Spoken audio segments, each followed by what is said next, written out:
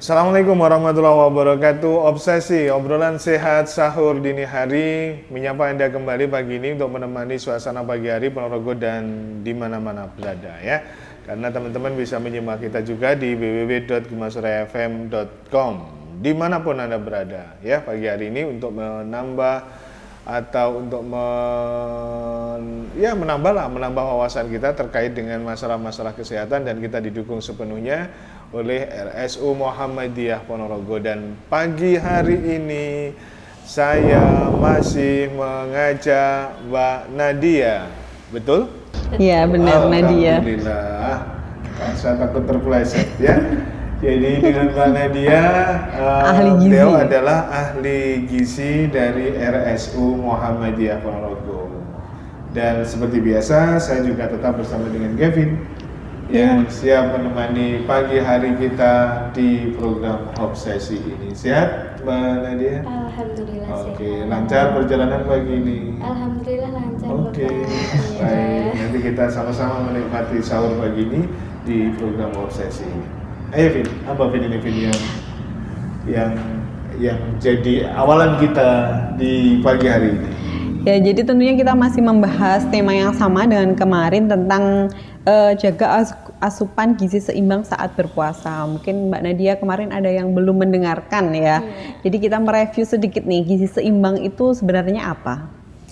Gizi seimbang itu adalah pola makan kita yang mengandung banyak zat gizi ya, seperti protein, karbohidrat, lemak itu, dan memang harus disesuaikan dengan kebutuhan kita sehari-hari. Dan juga biar bisa disebut gizi seimbang itu memang ada beberapa prinsip. Yang pertama itu ada keanekaragaman pangan. Jadi harus makannya memang harus beragam ya, harus ada nasi, lauk pauknya juga, sayur buahnya. Yang keduanya juga ada aktivitas juga minimal 30 menit ya per hari, entah itu jalan-jalan atau olahraga ringan. Yang ketiga itu ada PHBS, perilaku hidup bersih dan sehat. Jadi harus cuci tangan dulu sebelum makan atau setelah berkegiatan. Dan yang terakhir adalah tetap mengontrol berat badan secara rutin. Seperti itu sih, supaya bisa disebut gizi seimbang. Dari makanan juga harus tercukupi, dari aktivitas juga harus tercukupi. Sebelum yang nanti yang rencana kita tadi disimpan dulu ya. Catat dulu, Mbak. Kalau disebut gizi seimbang itu gambarannya saja, Mbak, Yusewu. Gambarannya saja itu apa, misalkan di dalam piring itu harus ada apa saja, Mbak? Ini gambarannya.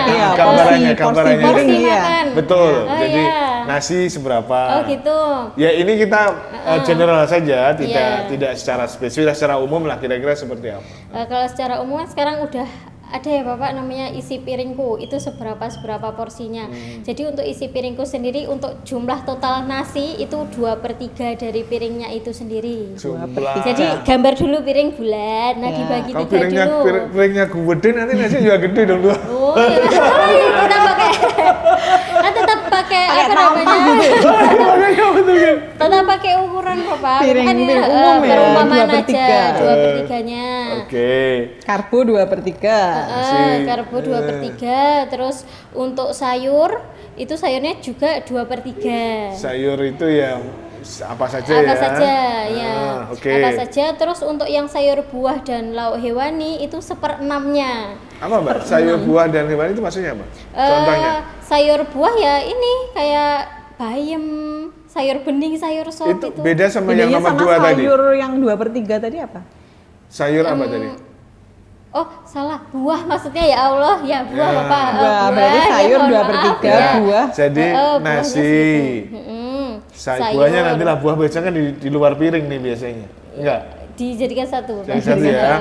Oke. 2/3 juga ini sayur.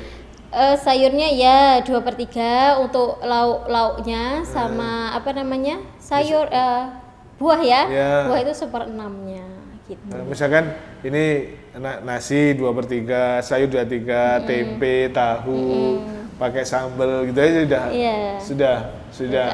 sudah lumayan ya Mbak Pak. Sudah lumayan gitu. Apalagi misalkan dikasih ada telur, kalau misalkan ada ayam, itu jauh lebih bagus lagi. Tapi kalaupun tidak ada, nasi, sayur, salah lagi nih, Vin. Nasi, sayur, sayur. tempe, tahu, gitu aja insya Allah sudah cukup ya. Ya diusahakan ada protein hewaninya juga.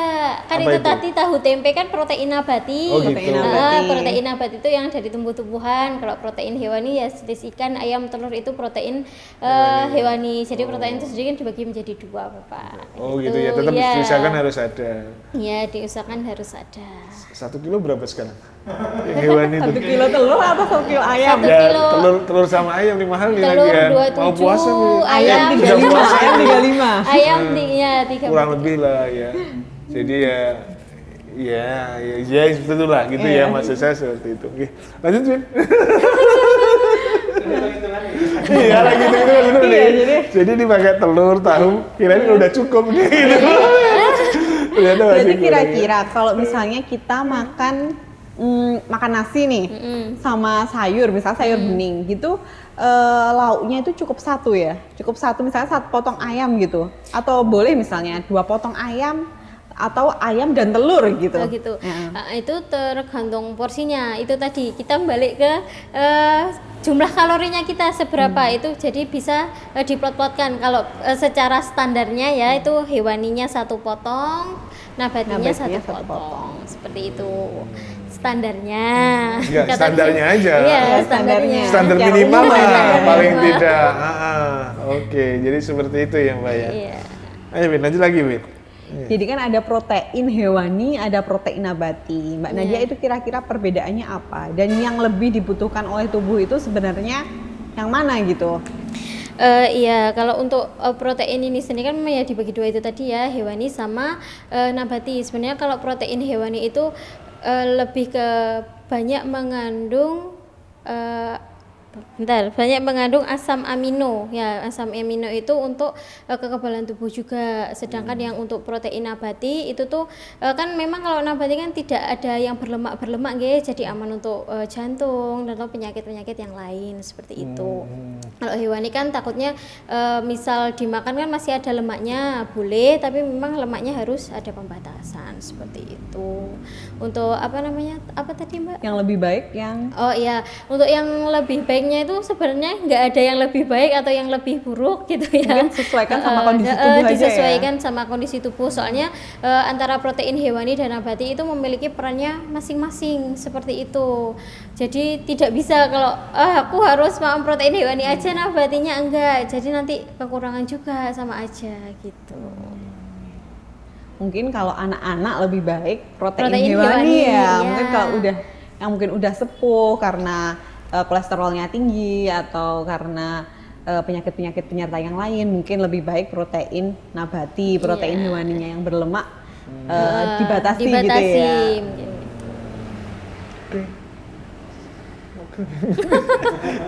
Aduh manggut-manggut aja Nggak, ya. kalau misalkan di usia kita nih, wah ini Kita lagi-lagi Pak Arya.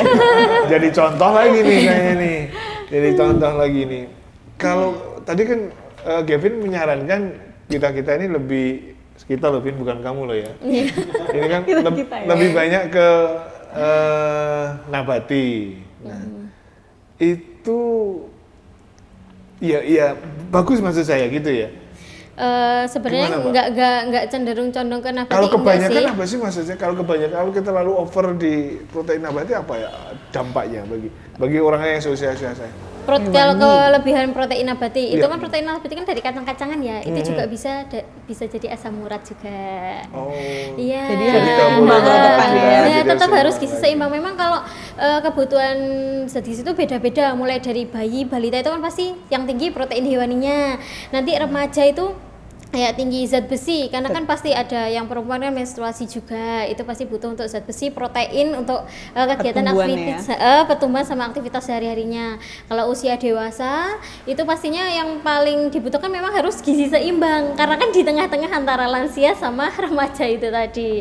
Beda lagi kalau sama yang lansia, yang sepuh-sepuh itu biasanya diutamakan makanan yang kayak tinggi kalsium buat tulang gitu. Jadi beda-beda memang Bapak untuk fungsi-fungsinya. Nah, sekarang saya coba dekatkan dengan momentum kita ini. Sekarang kita lagi puasa kan. Ya. Nah, sebaiknya seperti apa sih sebenarnya pengaturan gizi kita sewaktu puasa? Sama nggak dengan yang diceritakan selama 2 hari ini? Atau memang ada hal yang spesifik yang mungkin harus lebih di-push, lebih ditekan lagi terkait dengan gizi selama berpuasa ini, apa ya? Yang lebih ditekankan itu pastinya kan waktu puasa kan pasti butuh sumber energi, juga butuh cadangan makan ya untuk dalam berpuasa 1 hari penuh lah. Itu yang lebih ditekankan memang dari asupan protein hewani. Protein hewani itu memang harus dikencangkan sama ini karbohidrat bukan dari nasi aja, bisa yang lain ya. Itu bisa ditekankan karena kan memang itu sumber energinya kita dalam menjalani puasa dalam 1 hari, dan untuk sumber cadangan makanan juga seperti protein hewaninya itu tadi. Untuk yang sayur buah itu mungkin untuk pelengkap ya, biar ada tambahan seratnya juga, biar nanti BAB itu juga bisa lancar seperti itu. Minum air putih juga itu tambahan. Kalau menurut saya yang lebih ditekankan memang dari asupan protein juga dari karbohidratnya juga. Jadi karbohidrat, gambaran karbohidrat dari nasi nih. Ada nasi, berarti tempenya kalau misalkan biasanya 1, kasih 2 lah. Ini kan nambatinya kan yang protein bagus. Hewani Bapak. Oh, protein hewani. Iya. Waduh, ikan lagi mahal lagi nih. Oh gitu ya. Telur, ikan lele, enggak apa-apa. Ikan gitu. kembung. Oh gitu ya. Iya. Oke, jadi ya itu biar apa namanya, tubuh kita bisa lebih kuat lagi dalam menjalankan ibadah puasa ya Mbak Nadia ya. Tapi mungkin ada nggak Mbak, misalnya kita karena kita puasa ya, pengennya itu kan nggak lemes, pengennya nggak pusing gitu. Mungkin ada makanan-makanan tertentu nih. Misal kalau sahur cuma misalnya makannya mie, gampang lemes gitu. Mungkin karbohidrat apa yang perlu dipilih gitu agar lebih menjalani puasa itu lebih kuat gitu. Wah, ini yang ditunggu-tunggu ini banyak yang nunggu nih. Ada ya karena males masak gitu, cuma makan mie instan aja jam 10 udah lemes lagi gitu Pak Ari ya. Iya. Kalau ada nih Mbak, jawabannya ini nanti yang ditunggu semua orang, nanti bisa jadi viral ini nanti ya. Ya, jadi itu yang paling dianjurkan memang untuk asupan pada saat puasa itu dari karbohidrat kompleks ya, kayak seperti nasi, roti, kentang, itu memang karbohidrat kompleks yang memang banyak energinya mungkin ya, jadi bisa untuk kenyang lebih lama gitu. Kalau mie kan dia tepung tapi sudah melalui banyak pengolahan juga, bukan yang benar-benar makanan alami istilahnya seperti itu. Bener nggak Mbak? Katakanlah Nyun Sewu ini ya, wah ini saya besok supaya puasa saya kuat, maka pagi ini sahur saya makan saya harus banyak. Bener nggak kayak gini? Sebenarnya enggak sih, menurut saya enggak benar ya, harus banyak itu. Nasi aja sama kerupuk banyak itu juga kan bikin kenyang, tapi kan balik lagi kebutuhan energi dan zat gizinya pasti kan kurang. Jadi kita makannya ya sesuai porsi yang normal-normalnya aja, cuma agak dikencengkan dari lauknya, dari sayurnya, itu juga bisa membantu kenyang lebih lama juga. Jadi untuk kenyang lebih lama itu bukan dari karbohidrat aja, jadi memang harus dari satu kesatuan seperti itu. Bagi mereka yang mohon maaf, barangkali yang sekarang ini mungkin sedang menderita sakit, apakah perlu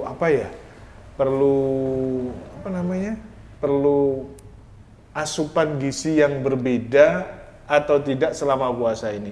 Tapi ditahan dulu Mbak, jangan dijawab sekarang, nanti dijawab setelah beberapa, kita jeda dulu ya Vin ya.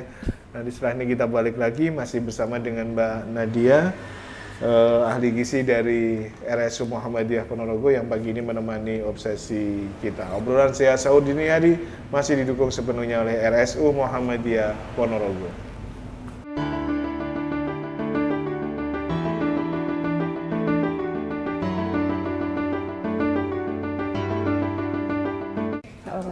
Baik, kita lanjut lagi pagi hari ini masih bersama dengan Dr. Nadia. Setelah kita sahur pagi ini, insya Allah Dokter gizi ya? Ahli gizi. Ahli gizi. Iya, dokter lagi ya. Udah ngantuk ini kayaknya pagi ini. Waktunya. Oke, Mbak Nadia. Tadi pertanyaan kita sebelumnya adalah soal apa tadi, Bin? soal tentang orang dengan sakit tertentu ya. Apakah asupan gizinya itu sebenarnya sama apa enggak? Misalnya Kak, sama dengan orang normal, saat berpuasa dengan tidak berpuasa untuk orang sakit-sakit tertentu itu gimana Mbak Nadia? Kalau misal kita permisalan aja yang sering itu ini ya diabetes ya mungkin ya. Iya yang sekarang lagi banyak kan. Yang lagi banyak itu memang dari diabetes itu. Dari diabetes itu sendiri kan memang dari awalnya ya itu kan memang untuk makan, pola makannya, jam makannya, jumlahnya itu memang kan harus dihitung dulu, disesuaikan dengan kebutuhan. Jadi memang ada perlakuan khusus kalau misal ada yang sakit tertentu ya, misal ya contohnya diabetes itu tadi. Untuk porsi jelasnya berbeda dengan orang yang biasa. Jadi intinya tetap harus tetap harus beda ya Mbak ya. Iya, tetap harus berbeda. Untuk misal dengan gangguan ginjal itu juga beda lagi untuk jumlah proteinnya nanti seberapa. Itu memang beda-beda, harus melalui perhitungan dulu, disesuaikan dengan balik lagi kalorinya. Gitu. Jadi memang khususnya kalau pasien di Rumah Sakit Muhammadiyah ini ya, nanti kita tanya dulu berapa berat badan, tinggi badannya, faktor aktivitasnya gimana, baru kita hitung dan kita bisa menentukan berapa sih jumlah kalorinya, berapa sih nasi yang harus dimakan per hari, apa aja sih buahnya yang boleh dimakan. Itu pasti beda dengan yang sehat, orang sehat ya, pasti berbeda. Jadi tetap beda ya Mbak Iya, ya. tetap berbeda. Dengan saat-saat kita lagi sehat lah begitu berbeda. ya. Oke, Vin. Mungkin yang perlu digarisbesari tadi ya dari perkataan Mbak Nadia tadi adalah untuk orang diabetes itu buahnya yang dianjurkan itu berbeda dengan orang yang normal. Ya, jadi betul. apakah gula di dalam buah ya Mbak Nadia itu apakah emang ada yang lebih tinggi gitu ya atau ada yang lebih rendah, gimana Mbak Nadia itu? Kalau gula itu sendiri kan memang dibagi ada dua ya, itu kan tadi ada karbohidrat kompleks yang kayak nasi dan lain-lain, memang ada juga gula tambahan atau gula alami. Nah, gula tambahan kan ini bisa dari gula pasir, madu itu kan termasuk gula tambahan. Kalau gula alami itu memang dari buah-buahan. Nah, itu kita harus cek dulu lagi buah-buahan yang tinggi indeks glikemik. Nah, itu kan otomatis nanti gulanya juga tinggi. Jadi seperti itu. Kalau di Rumah Sakit Muhammadiyah ini sendiri ya, untuk buah-buahan yang dianjurkan untuk sakit diabetes itu ada belimbing, ada apel, jeruk, terus pepaya, pisang kepok, itu masih boleh. Kalau gitu. yang indeks glikemiknya tinggi apa Mbak contohnya? Kayak melon itu kan manis banget, iya. Mangga, ya mangga itu juga kan banyak seratnya juga manis, gitu. Mbak Nadia, tadi kan sebelumnya dijelaskan tentang tumpeng gizi seimbang ya Mbak Nadia. Di dalam tumpeng gizi seimbang itu sendiri juga ada tentang asupan garam, gula, dan minyak, tapi harus dibatasi. Berarti apakah garam, gula, dan minyak itu sebenarnya ada manfaatnya juga bagi tubuh? Ya, kalau manfaatnya jelas pasti ada, tapi kalau untuk dikonsumsi secara berlebihan pasti ada penyebab akibatnya juga. Misal gula itu, kenapa sih kita perlu gula? Sama aja, gula kan termasuk tadi di karbohidrat ya, dia sebagai sumber energi juga. Terus untuk garam itu sebagai untuk membantu metabolisme juga. Terus kalau misal minyak itu membantu cadangan makanan. Ya, butuh lemak, butuh minyak itu karena bisa membuat lebih kenyang juga. Tapi kalau memang dikonsumsinya secara berlebihan itu juga bisa menimbulkan beberapa penyakit yang tidak menular. Mestinya kayak kelebihan gula pasti ada diabetes. Iya, kena diabetes. Kelebihan garam nanti takutnya hipertensi, tekanan darah tinggi. Terus apalagi kalau kelebihan lemak, kolesterol, jantung itu pasti bisa. Jadi memang tetap ada manfaatnya, tapi memang kalau dikonsumsi secara berlebihan itu tidak baik, seperti itu. Jadi gizi seimbang itu sangat-sangat penting ya. Iya. Gini aja untuk jumlahnya, jadi biar bisa mengira-ngira ya teman-teman semua. Jadi untuk jumlah gula itu memang per harinya dianjurkan maksimal 50 gram. 50 gram itu berapa sih Mbak? 50 gram itu sekitar 5 sendok makan. 5 sendok makan. Iya. Dalam kondisi normal, dalam orang normal bukan orang Iya, diabetes ini dalam gitu kondisi normal. Iya, jadi pembatasannya seperti itu. 5 sendok ya? Iya, 5 sendok makan, 5 sendok teh? 5 sendok makan. Termasuk dimasakan juga ya Iya, berarti termasuk. ya? gitu ya? Termasuk dimasakan, Iya, termasuk misalkan di ada lauk. juga orang-orang yang misal kopi satu hari 2 kali 3 kali kan itu pasti udah banyak gulanya Bapak, udah melebihi. Belum dari makanan, nasi kan juga ada gulanya. Iya. Nah, dari roti itu yang makanan yang mesti harus lain. digarisbawahi itu dong ya. 50 Jadi gram.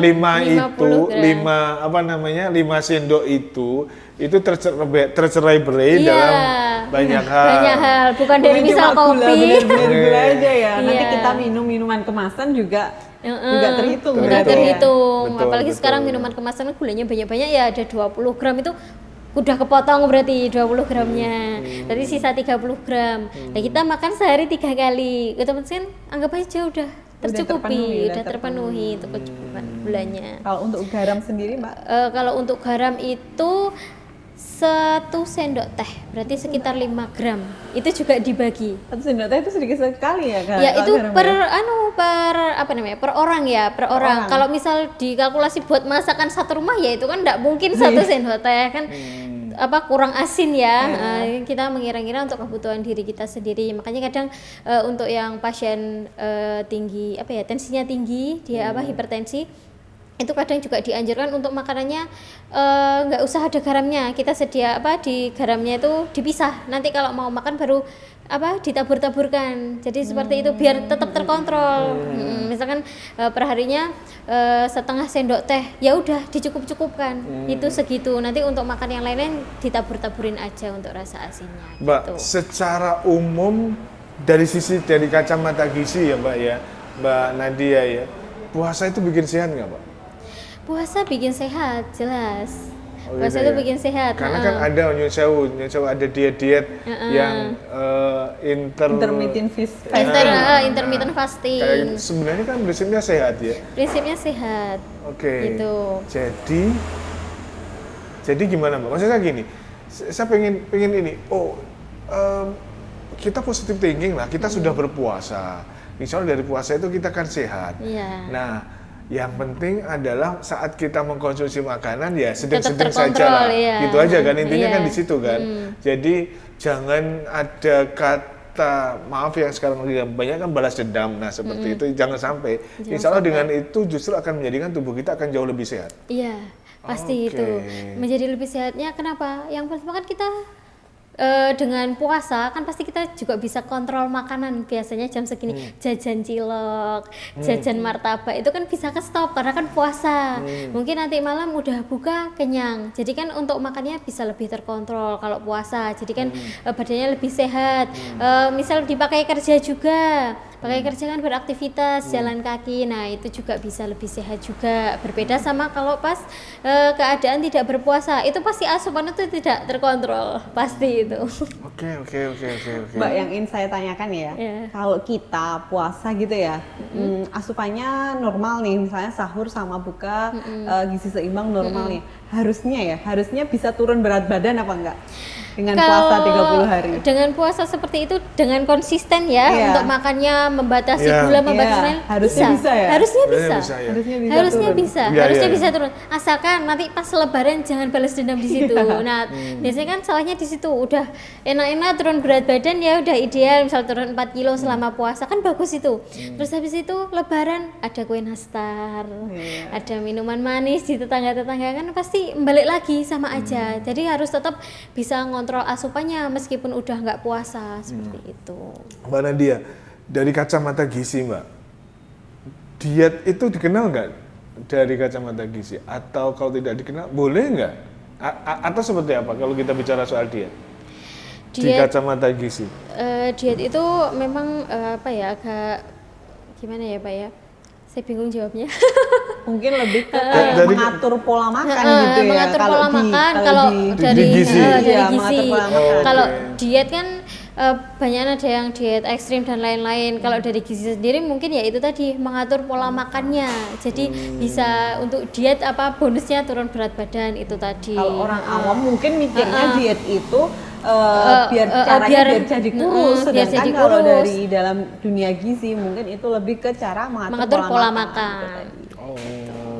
Gitu ya. Jadi maksud saya itu gini, nah ini puasa ini sudah kita niatin aja deh sekalian untuk diet bagi orang-orang seperti saya. Boleh nggak kayak gitu? Kalau niatnya untuk diet Jangan. Ya Jangan niat puasa aja. Soalnya kalau bonusnya dia kurus gitu ya. bonusnya Gitu gitu ya. terus nanti kalau malah diniatkan untuk puasa sekalian diet, Iya. nanti malah di tengah jalan hilaf. Waduh, makan apa ini enak, manis-manis gitu. Mending ya gitu ya. diniatkan puasa aja, nanti untuk bonusnya turun berat badan gitu. Oke, pokoknya Tetap niat iya, puasa iya, tetap gitu ya. kecuali kalau memang kita itu tadi niat diet, kayak memang niat dietnya itu puasa kayak intermittent fasting itu kan juga bisa. Jadi puasa 12 jam bukannya 8 jam itu kan memang diniatkan untuk diet dan menurunkan berat badan.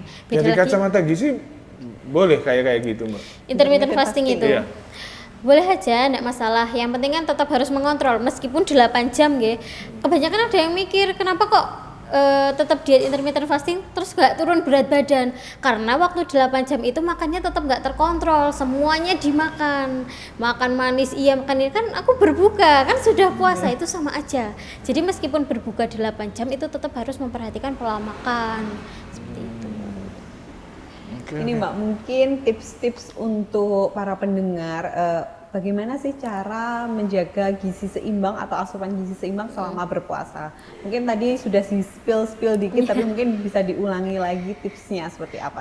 Untuk tipsnya ya biar kuat seharian berpuasa itu menjaga asupan gizi seimbangnya memang agak ditekankan untuk pola makannya itu sesuai ya, itu tadi balik lagi ada karbohidrat, protein itu memang harus tercukupi, karena kalau memang itunya kandungan gizinya kurang tercukupi nanti juga bisa bikin lemes juga, aras-arasen, nggak mood ngapa-ngapain itu juga bisa. Kalau kekurangan gula juga bisa seperti itu. Jadi untuk puasa ya sebaiknya makannya sesuai dengan gizi seimbang atau pola makan yang teratur gitu. Oke. Saya terkesima dengan Mbak Nadia. Bayangan saya di rumah ngapain ya Mbak Nadia ya? Kalau mau masak nih yang dihitung gizi semua ini. Nimbang dulu. Nah, Dulu itu hah? Gimana? Dulu pernah nimbang waktu dulu gitu. dulu berkuliah kan memang setiap mau masak Setiap kita mau harus makan ditimbang ditimbang dulu. ya. Oh gitu. Iya, jadi ibaratnya kita habis dapat kasus menghitung orang gitu ya, atlet atau orang biasa, lebih enaknya orang biasa aja ya. 1.700 kalori itu dibagi-bagi lah, itu nanti kita kan pesan bahan makanannya ke rekanan. Misal butuh daging 50 gram bentuk matangnya. Lah itu kita hitung dulu bentuk mentahnya itu kita pesennya berapa. Gitu. Jadi pasti ditimbang-timbang dulu. Pernah ngalami masa-masa yang seperti itu ya, Mbak? Iya, pernah banget. Tapi sekarang udah kilaf nih. Iya, cemplung-cemplung aja. Oh, Mungkin ini untuk para pendengar yang ingin konsultasi gizi ya, mungkin ya ke Oh. Mbak Nadia atau Bisa, ke Mbak? RS Muhammadiyah Bisa, Mbak? Ponorogo gimana Mbak? Bisa juga dapat dari pendaftaran ya, nanti Iya. bilang aja mau konsultasi gizi. Bisa. Nanti di Poli juga ada. Iya. Bisa ketemu Ya, langsung bisa sama ketemu Mbak langsung sama Nadia ahli ini. gizinya juga. Oh, ada poli gizi ya? Ada. poli gizi di sini. Ada Biasanya poli gizi. Prakteknya aja, praktek. Iya, prakteknya dulu. Nanganin apa biasanya, Mbak? Yang Kalau banyak. prakteknya tuh setiap hari ya, Senin sampai Sabtu itu jam 8 sampai jam 2 kalau nggak salah ya, sampai jam intinya sama kayak jam kerja, karena kan poli gizi ini kan masih sepi ya, jadi monggo untuk konsultasi gizi. Monggo Jadi untuk konsultasi gizi karena mungkin sekarang masih sepi, masih awam mungkin. Masih ya. awam, Itu ya. masa awam. Maksudnya Yang- apa yang harus kita konsultasikan ke poli gizi ini? Yang bisa dikonsultasikan ke poli gizi Mas Ahmad. banyak misal kayak banyak yang datang kemarin tuh orang yang obesitas ya, orang obesitas dari perusahaan saya lagi kan mana. ini? Bukan, Oh, kan ini bukan. contohnya Ya udah. kemarin ya, Bukan obesitas, mungkin Iya. berlebih gitu ya Pak.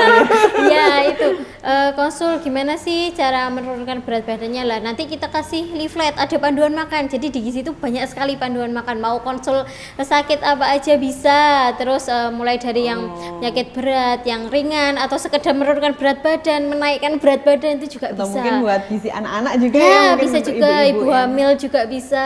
Bebas, monggo boleh. Bagi mereka yang sakit, katakanlah asam urat, kolesterol. Juga bisa. Jadi benar mengonsuli yang sakit maupun yang nggak sakit ya. Bisa. Bisa Mbak itu membuat menu berapa lama gitu bisa? Pernah? Pernah, dulu kan tetap membuat menu juga. Jadi kita tuh buatnya menu paling ya mengkira-kira ya Bapak. Misal proteinnya segini, nabatinya segini. Nah nanti kan bisa aja ini protein sama nabati jadi baceman, jadi meal ayam plan gitu kecap. ya. Nah gitu. Jadi kita kasih bahannya aja untuk pengolahannya. Monggo di leaflet itu sendiri tetap ada contoh-contoh makanannya apa aja yang boleh gitu. Monggo boleh. Yang terakhir kalau misalkan saya dengan 200 kalori setiap hari, kira-kira menu masaknya apa, Pak? 2100 Pak. 2100. 2000 lah, jangan tambah 100, 2000 aja, 2000. Iya. Menunya sebenarnya Nasi, pakai baceman, boleh ya tadi yang boleh kan, bakso, memang kan enggak boleh ya. boleh. Oke, ayam Sebenarnya panggang, masih boleh ya, Vin ya? Boleh, Oke. tetap boleh asalkan tetap memperhatikan ini kalorinya. Bakso Misal tambah lontong, udah makan tambah bakso, mie. nah itu kan ibaratnya udah makan bakso, lontong, mie, gorengannya dan lain-lain kan Campur anggap aja semua udah itu ya? 2 kali makan dalam sehari. sama aja kayak 1000 kalori kayaknya. Baik, Pak Nadia, terima kasih Iya. sudah menemani kita pagi hari ini. Asik nampaknya Iya. bicara soal gizi ini. Dari banyak hal yang tidak saya ketahui, akhirnya saya ketahui, meski mungkin di tengah-tengah tadi ada beberapa stuck begitu, karena memang kadang-kadang, waduh, soal gizi kayaknya sesuatu yang baru banget soalnya bagi Iya. saya. Jujur aja, sesuatu yang baru banget bagi saya, dan alhamdulillah pagi ini sudah banyak, 2 pagi ini Iya. sudah banyak hal yang kita dapatkan ya, Vin ya. Semoga Oke. bermanfaat. Semoga Iya, bermanfaat itu aja. amin. Matur suwun Mbak Nadia. Iya, Ya, Vin, sama-sama. terima kasih. Yang belum sahur silakan ada sahur. Seperti yang sudah disampaikan oleh Mbak Nadia, asupan gizinya diperhatikan. Tidak harus mahal, tetapi bagaimana menjadikan asupan kita menjadi gizi yang seimbang. Ya Mbak ya, insya Allah sudah paham lah seperti apa gizi seimbang. Selamat pagi untuk semuanya, matur sembah nuwun dan assalamualaikum warahmatullahi wabarakatuh.